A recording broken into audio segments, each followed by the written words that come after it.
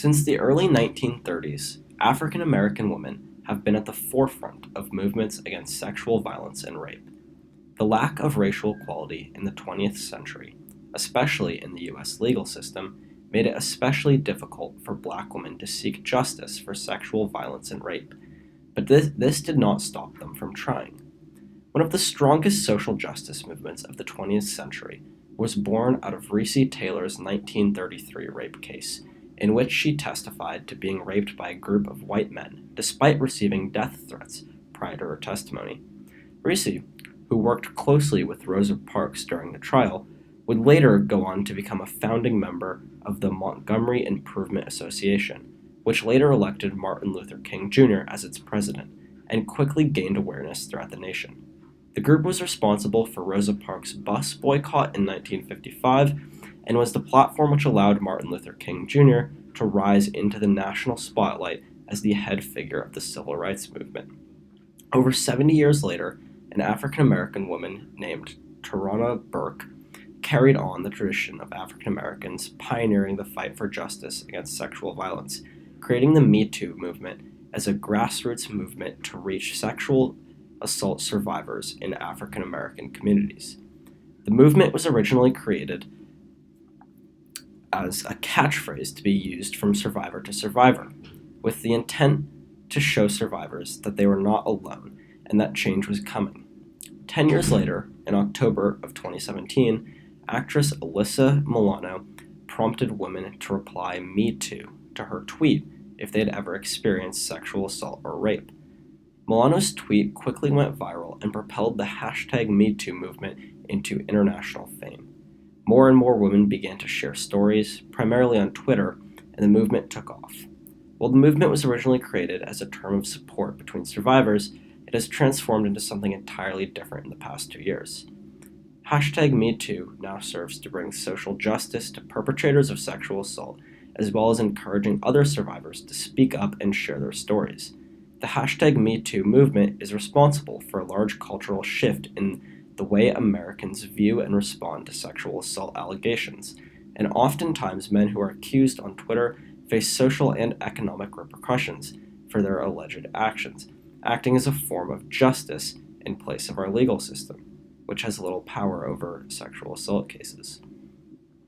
The Me Too movement has had an enormous impact on the culture surrounding rape and sexual violence in the US in the past 2 years.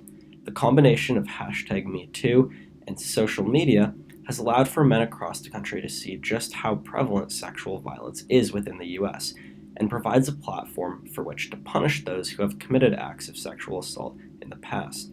If a rape is not reported quickly, it becomes nearly impossible to prove the perpetrator's guilt in a legal setting.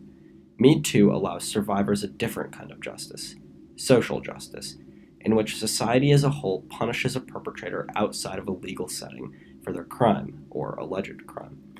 This can often take place in the form of social isolation and loss of employment. The Me Too movement also supports women sharing their experiences with sexual assault, which is a critical step in the healing process. Sharing their experiences digitally can feel safer than in person. And the large presence of Me Too shows survivors that they are not alone and that sharing their experiences is not something they should be afraid of.